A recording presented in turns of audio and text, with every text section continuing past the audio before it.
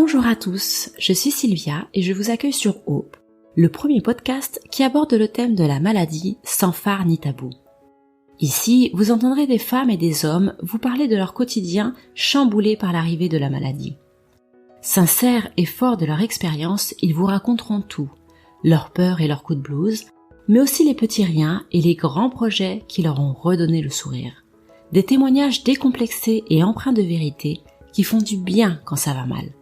Bienvenue chez Hope, le podcast de Medicite.fr qui vous retrace le parcours peu ordinaire de patients extraordinaires. Aujourd'hui, nous accueillons Gune, enchantée, avec qui nous allons parler d'endométriose. Alors, pour bien comprendre, il faut savoir que l'endomètre est le tissu qui tapisse l'utérus. En cas de non-fécondation de l'ovule, le sang et les cellules endométriales sont habituellement évacuées par les règles. Chez quasiment toutes les femmes, des cellules remontent et peuvent migrer via les trompes pour se disperser dans l'abdomen. C'est la théorie du reflux menstruel. Mais le système immunitaire est là et il s'organise pour détruire ces cellules qui ne se trouvent pas là où il faut. Mais on estime que chez près de 10% des femmes, le tissu endométrial qui se développe hors de l'utérus n'est pas détruit et se greffe sur les organes en provoquant alors des lésions, des adhérences et des kystes ovariens. Et c'est là que cela devient une endométriose. Malheureusement, cette pathologie est diagnostiquée souvent tardivement et c'est bien le problème. Alors Gul, toi tu as 37 ans, raconte-nous un petit peu qui es-tu et que fais-tu dans la vie ? Alors je m'appelle Gul, donc j'ai 37 ans, je suis agent administratif, avant j'étais animatrice pour enfants, avant de découvrir ma maladie, ce qui a fait qu'aujourd'hui, et je vous raconterai plus tard, j'ai perdu mon emploi. Voilà. Tu as été diagnostiquée, tu avais quel âge ? Alors j'avais 25 ans. D'accord. Et j'ai mes règles depuis l'âge de 8 ans et demi, 9 ans, et j'ai toujours eu mal. Et justement, quels ont été les symptômes et comment la maladie t'a-t-elle été diagnostiquée ? Alors les symptômes c'est très simple, pendant les règles, au moins 10 à 15 jours de règles, et de règles très abondantes, des douleurs dans le dos, des douleurs au moment d'aller à la selle ou au moment d'uriner, et pour moi dans mon cas des vomissements. Vraiment des crises de vomissement. C'est pour ça qu'on pensait que c'était une gastro au début. D'accord. Donc ça, c'est les symptômes. Et cela dès que tu as commencé à avoir tes règles. Oui, exactement. Donc, très jeune. Oui, très jeune. Et au début, c'était pas aussi sévère, mais après, avec le temps, c'était de pire en pire. D'accord. C'est de pire en pire. Tu as commencé pourtant à avoir des symptômes très jeunes et on t'a diagnostiqué quand même relativement tardivement. Comment ça se fait ? Comment ça se fait ? C'est très simple. En fait, j'ai de la chance. J'ai une maman qui était très à l'écoute, qui m'a emmenée presque tous les mois en fait voir un médecin à l'hôpital, et à chaque fois on lui disait c'est normal, toutes les filles elles ont leurs règles, retournez chez vous, votre fille est chochotte et capricieuse. Donc du coup en fait les gens ne connaissaient pas à l'époque la maladie, donc du coup on se penchait pas dessus parce qu'on disait qu'on avait mal pendant les règles. Il y a quand même un médecin qui t'a enfin écouté. Voilà. Donc au bout de plus de 15 ans, là un jour j'avais 25 ans et là du coup j'ai fait un gros malaise, j'ai fait une grosse hémorragie. D'accord. Et là enfin mon médecin qui me suit depuis des années quand même m'a dit peut-être que c'est une endométriose, on va passer une IRM. Okay. Et là on a passé l'IRM et on s'est rendu compte effectivement qu'il y avait une endométriose. Et comment on te l'a annoncé en fait ? Alors, j'ai eu de la chance parce que je suis tombée sur un radiologue qui était spécialiste de l'endométriose, moi je savais pas. Il a été très gentil, très doux, mais il m'a dit voilà, par contre je te le dis, ton cas est très sévère. C'est quand même à un stade très élevé de la maladie, donc voilà, il faut que tu fasses attention à qui va te suivre. Et là il m'a dit bon courage. Et tu avais déjà entendu parler de l'endométriose avant ? Jamais de ma vie. Jamais, on m'avait jamais parlé d'endométriose, et peut-être que même si on m'en avait parlé, je pense que de toute façon je m'en serais pas douté de ça. Comment tu l'as vécu ? Alors, dans un premier temps, et ça va peut-être vous paraître un peu bizarre, mais j'étais très contente parce que je me suis dit enfin, ça fait des années que je souffre, je savais que j'avais quelque chose, c'était pas normal, donc là, on est limite rassuré d'avoir une maladie. Oui, on sait de quoi on souffre. En fait. Complètement. On a au moins un nom. Et dans un deuxième temps, du coup, j'étais un peu en colère parce que ça faisait quand même des années que je souffrais. C'est pas des petites souffrances, c'est très handicapant, surtout quand on est jeune. Et du coup, j'étais en colère contre mon médecin parce qu'il pensait que c'était de l'endométriose, mais il en a jamais parlé. Pourquoi tu m'en parles autant d'années plus tard ? Enfin, qu'est-ce qui a fait qu'aujourd'hui tu m'en parles plus ? J'étais un peu en colère sur ça. Ouais. J'imagine en plus que quand tu étais petite, ça avait dû impacter beaucoup ta vie scolaire. Ouais, ça a impacté ma vie scolaire, mais c'est surtout ce sentiment de ne rien pouvoir dire, parce que à force de nous dire qu'on est capricieuse et chochotte, on pense vraiment. Donc du coup, c'était plus ça qui a été compliqué. Donc tu as découvert ta maladie. Comment est-ce que cela a impacté ton quotidien et peut-être même ta vie professionnelle ? Dans un premier temps, donc je suis allée voir un médecin spécialiste, et là elle m'a dit voilà, écoute, c'est assez grave, il y en a partout, je comprends tes douleurs. Le souci, c'est que là, je suis obligée de te donner un traitement qui est assez lourd pour pouvoir un peu assécher toutes ces lésions-là. Le souci de ce traitement-là, c'est que c'est une ménopause artificielle. D'accord. Donc à 25 ans, c'est un peu compliqué. On a vraiment tous les effets secondaires. Donc du coup, ça a eu un impact terrible parce que du coup, moi, la fille zen, la fille cool et très souriante, du coup, c'est pas qu'on devient plus, c'est pas qu'on change, mais on est fatigué parce que le traitement est très lourd. Les effets secondaires, c'était on dormait pas la nuit, on a chaud, on a froid, on a mal dans les os, on est tout le temps fatigué. Moi, j'ai encore eu des vomissements. Donc du coup, j'étais une fille qui était tout le temps toujours sur le terrain avec des enfants en plus qui avaient un handicap. Donc au fur et à mesure, j'étais en arrêt. On perd totalement en fait tout ce côté social du travail, on l'a plus. Malheureusement, on reste à la maison parce que on a peur de tomber dans les pommes dans la rue, et puis même on a envie de voir personne parce qu'on souffre. Donc c'est vrai que c'est un impact qui est très négatif sur sa vie, quoi. À ce moment-là, en tout cas. Et du coup, tu as pu continuer à travailler ou pas? Ce qui s'est passé, c'est que j'ai pas pu travailler, j'ai pas pu aller au boulot tous les jours, en fait. Ouais. J'étais en arrêt maladie souvent. En tout cas, durant cette cure-là, c'est ce traitement-là. Ce qui se passe, c'est qu'après, on peut être mal vu des collègues, mal vu des parents d'élèves, donc c'est assez compliqué, psychologiquement. Ouais. Et est-ce que tu as eu du soutien par tes amis, par exemple? Alors moi, j'ai eu du soutien, déjà ma famille, que je remercie encore. Ils ont toujours été là, et effectivement, certains amis, mais pas tous. Parce que certains t'ont tourné le dos. Oui, complètement. Ils comprennent pas qu'en fait qu'on puisse plus sortir comme avant, qu'on puisse plus aller faire une promenade. T'as changé, voilà. On n'essaye pas d'aller plus loin. Donc je vois que ton traitement, il a eu des gros effets secondaires. Est-ce que il a été décidé de le changer? Du coup, donc je suis allée voir le médecin. Je lui ai dit écoute, je peux pas continuer comme ça. Je me reconnais plus. Je suis plus moi. J'ai pas envie en fait de rentrer dans une dépression. Ça me ressemble pas. Et il faut faire quelque chose. Elle m'a dit la deuxième solution, c'est l'opération. Je peux pas te laisser comme ça. Je suis obligée de t'opérer. Tu souffres trop. Et là, du coup, on a décidé du coup de m'opérer. D'accord. Et l'opération consistait en quoi exactement? Alors l'opération consistait du coup à nettoyer ces lésions-là, à retirer certaines lésions qui étaient trop profondes.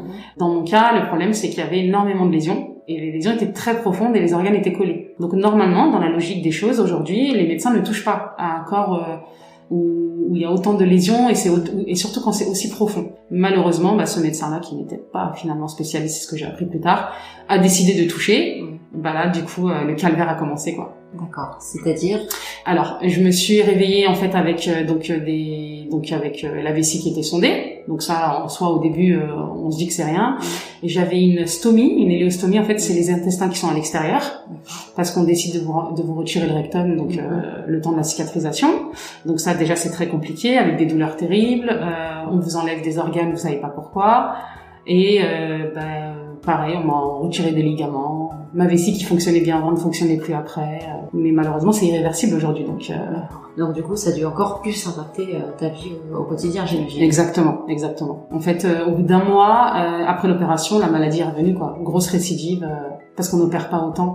Encore une fois, je lui en veux, mais sans lui en vouloir, parce qu'en fait, à l'époque, réellement, on connaissait pas cette maladie-là. Donc du coup, les erreurs étaient beaucoup plus fréquentes. Donc je comprends que l'opération a été une étape difficile, et du coup, j'imagine que tu as dû rencontrer de grands défis. Est-ce que tu peux nous en parler un petit peu? Le plus grand défi, du coup, je vous ai parlé de ma vessie. Enfin, la vessie ne fonctionnait plus seule, on avait besoin d'aide, donc du coup, aujourd'hui encore, je me sonde à peu près 8 à 9 fois par jour. À l'époque, le défi était de se sonder, d'aller faire une promenade ou d'aller travailler. Et en plus de ça, j'avais encore ma stomie, donc du coup, il fallait faire tout ça en même temps. Ça devient même plus un défi, on a l'impression d'être on a l'impression que c'est un tournoi ou que c'est un match de boxe, et en fait, on se bat contre nous-mêmes, mais quelquefois on n'y arrive pas. C'est très très dur parce que le corps prend le dessus, et quelquefois c'est le mental qui prend le dessus. Donc c'est un côté que je connaissais pas. Je pensais pas que je pouvais être battante, forte, et aujourd'hui je sais que si, heureusement. En plus, j'imagine que ce qui est difficile, c'est que c'est un handicap qui se voit pas forcément. Donc les autres peut-être ont du mal à comprendre ce que tu vis, parce que quand on te voit, on n'imagine pas en fait tout ce qu'il y a derrière. Tout à fait. Le plus dur, c'est ça, c'est que par exemple, pour me sonder, je dois aller aux toilettes. Je vais peut-être rester 5 ou 10 minutes de plus que quelqu'un, automatiquement ça va, t'avais mal au ventre, enfin ils comprennent pas forcément, donc il y a ça, et il y a les douleurs. En fait, quand on me voit comme ça, avec un sourire, on se doute pas que derrière, il y a tout ça en fait. Qu'est-ce qui t'a aidé du coup à surmonter toutes ces difficultés? Déjà, comme je disais, le soutien de ma famille. Moi, j'aime la vie, donc ça m'a beaucoup aidé. Et du coup, je me suis rapprochée d'une association de lutte contre l'endométriose. J'ai su qu'ils organisaient des rencontres amicales, donc je me suis dit pourquoi pas rencontrer d'autres femmes comme moi. Ça aide beaucoup. Alors l'endométriose est une maladie de femme, évidemment, mais les hommes aussi sont impactés, on n'en parle pas beaucoup. Peut-être que toi, tu le vois au sein de l'association? Moi, je le vois au sein de l'association et je le vois aussi dans ma vie de tous les jours.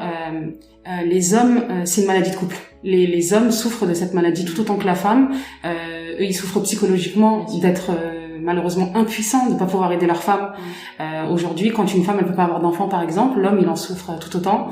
Mais moi, je remercie vraiment les hommes, parce qu'il y a énormément d'hommes aujourd'hui qui comprennent en fait que c'est très grave et qui soutiennent leurs femmes. Je le vois. Alors bien sûr, il va sûrement y avoir des femmes qui vont dire moi, mon mari ne m'a pas soutenue, mais moi, en tout cas, plus on avance dans le temps et plus dans les rencontres amicales et dans les événements, les hommes sont présents. Et franchement, je voudrais les remercier parce que c'est important pour une femme d'avoir quelqu'un qui l'accompagne, papa, frère, mari, conjoint, copain. D'accord. C'est bien de sensibiliser à les femmes qui souffrent, mais aussi les hommes qui sont là pour les accompagner. Tout à fait. Je me suis rapprochée du coup de l'association Endo-France, première association de lutte contre l'endométriose. J'ai participé à des rencontres amicales, à des congrès, des conférences, des tables rondes. Alors, c'est rassurant de se dire qu'on n'est pas seul, parce qu'effectivement, la personne qui était à côté de moi, elle souffrait tout autant que moi, donc du coup, il y a une affinité qui s'est créée tout de suite. Et au fur et à mesure, du coup, que je participais à tous ces événements-là, j'ai décidé aussi d'être représentante dans ma région. Donc, je suis représentante dans le 95. Et depuis l'année dernière, je suis référente aujourd'hui, donc de la région Île-de-France. Et pareil, on met en place tous ces événements-là et ça fait du bien parce que on voit que ça avance. Aujourd'hui, quand on parle d'endométriose, on sait ce que c'est. Alors c'est vrai qu'aujourd'hui, il y a beaucoup de personnalités qui en ont parlé ouvertement. Je pense notamment à Laetitia Milot ou encore à Enora Malagré. Est-ce que d'après toi, ça a aidé la cause? Est-ce que ça a permis au moins de sensibiliser un peu plus? Il y a quelques années de ça, Laetitia Milot a sorti quand même un spot publicitaire donc sur TF1 et sur pas mal de chaînes. On parle d'endométriose, on parle de la maladie, on parle d'une maladie de la femme. Oui. Moi je l'ai vu, j'ai vu l'avant et l'après, et je sais qu'après que Laetitia Milot, Enora Malagré ou Laurie notamment, dès qu'elles ont commencé à en parler, là on a commencé à s'intéresser et à prendre le problème au sérieux pour une fois. Du coup, toi, aujourd'hui, donc tu t'investis davantage dans l'association Endo-France. Quels sont tes projets? Pour le moment, c'est vrai que mon plus gros projet, ce serait de pas avoir de douleur, parce qu'après, donc j'ai eu beaucoup de récidives, j'ai eu beaucoup de, malheureusement, j'ai beaucoup de douleurs aujourd'hui, j'ai un handicap qui est réel, qu'on ne voit pas, mais qui est là. Donc j'aimerais vraiment essayer déjà de gérer ça. Et puis après, pourquoi pas, plus tard, essayer de fonder une famille, et de continuer ma vie. Si je pouvais gérer mes douleurs, je pense que je pourrais faire beaucoup plus de choses. Mais déjà, je trouve que c'est pas mal. Je peux marcher, je peux faire un tout petit peu de sport. Mais ça n'a pas toujours été le cas. Donc du coup, voilà, ça encore une fois, c'est encore un défi à relever tous les jours. Est-ce que tu aurais un conseil à donner peut-être à d'autres femmes qui écoutent et qui peut-être souffrent elles aussi? Moi, mon conseil, c'est écoutez-vous. Si on vous dit que vous êtes folle, vous n'êtes pas folle. On sait quand on a mal et quand on n'a pas mal.